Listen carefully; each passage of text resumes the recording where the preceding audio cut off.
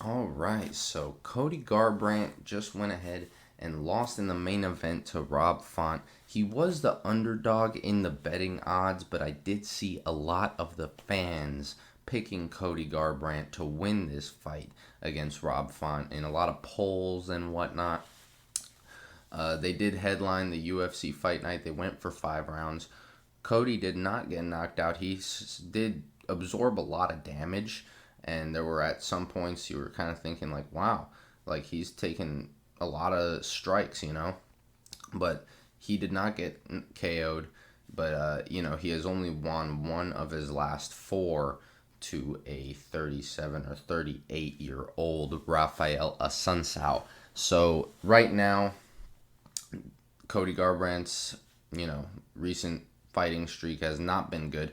He's got to go back to the drawing board. He had moments in there at the beginning when he was mixing up the wrestling.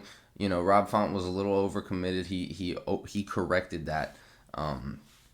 And Cody had a hard time mixing in the takedowns moving forward after that.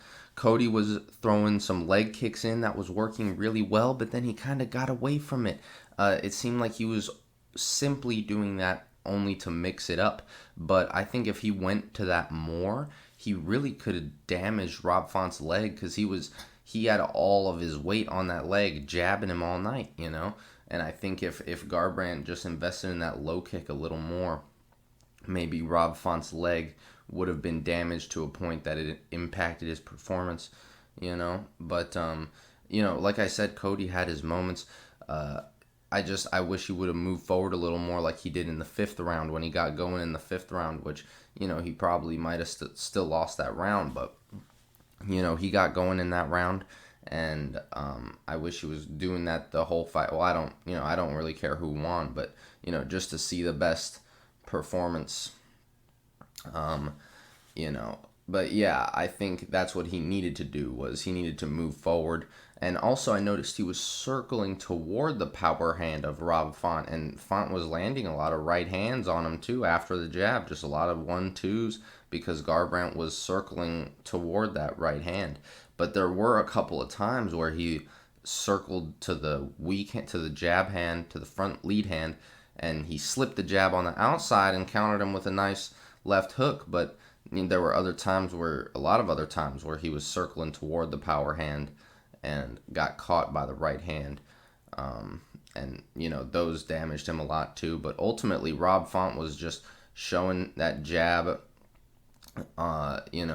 He's got the best jab in that division, probably.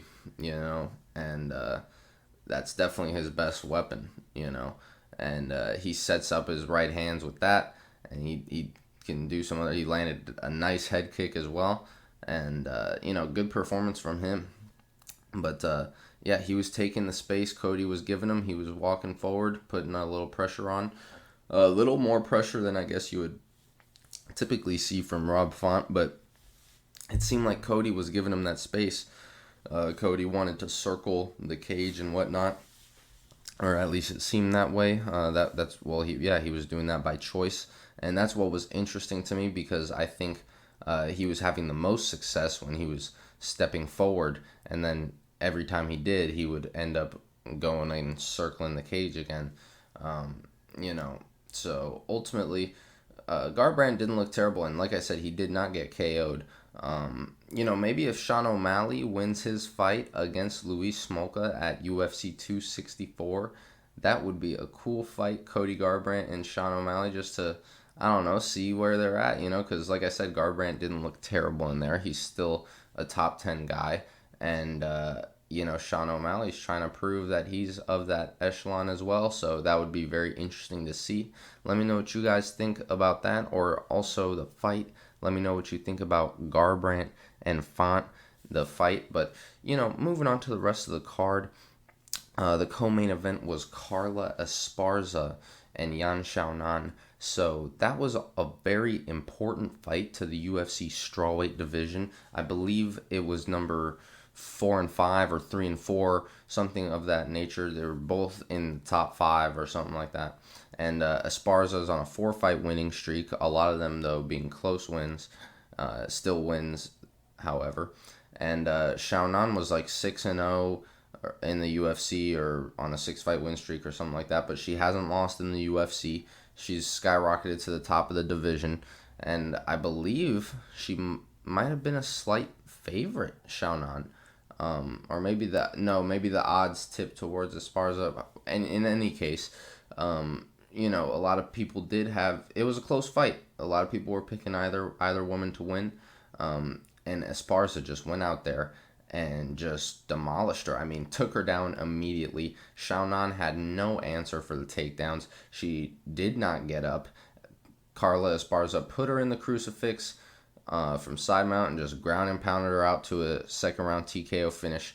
And man, that was a very, very dominant performance, dominant finish from Esparza. And really, everyone was saying, maybe if she wins, they'll do her versus Rose. But I really don't think anyone expected her to win like that. Okay, now that she won like that, yeah, put her in there against Rose. Cause man, that was a legit takedown. That was a legit finish. That was all super, super legit. Like that could seriously cause problems for Rose potentially. If she can get to that point and get past her striking on the feet, So, yeah, I would love to see that fight. I do not think we should see a Wei Li rematch immediately. I mean, she just got KO'd in 1 minute. They should do a Wei Li and Joanna rematch, and the winner can fight for the belt. And I think they should do Esparza versus Rose after that performance we just saw from Esparza, because, man, that was just a nasty performance from her. And as far as Yan Xiaonan goes, I mean, she just got to work on her wrestling a little bit. She fought someone like that in Claudia Gadelha, but who was also trying to take her down. But it's like, man, Esparza just proved that she was on the next level as far as that the wrestling is concerned in that division. Of course, Tatiana Suarez is moving up to 125. So, yeah, man, I think Esparza could pose some real issues for Rose.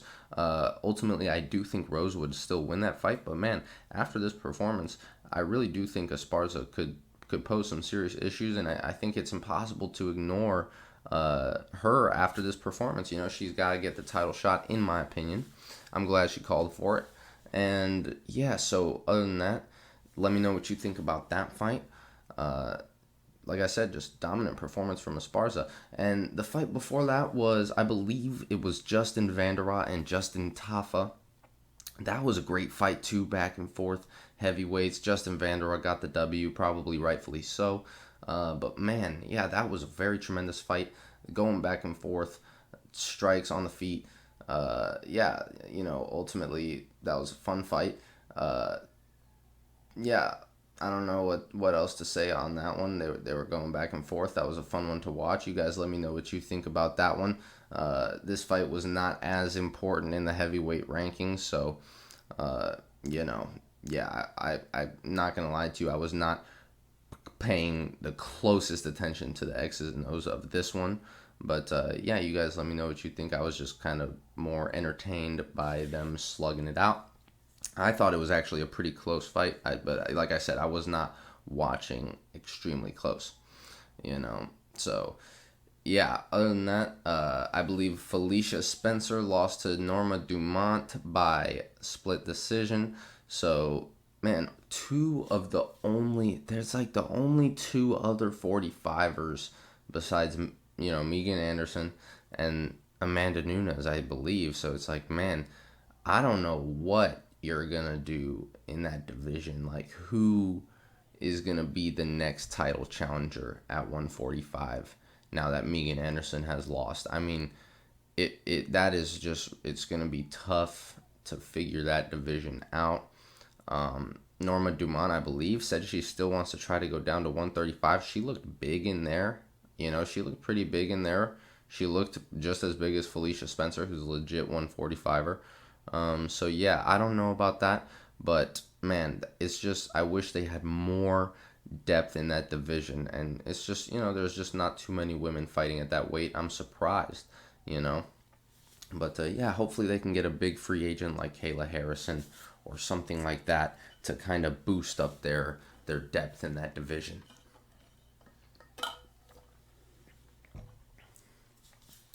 And then last but definitely not least, I actually should have covered this one before the other two because this one was meaningful in the middleweight division. Two top 10 middleweights, Jack Hermansson and Edmen Shabazyan.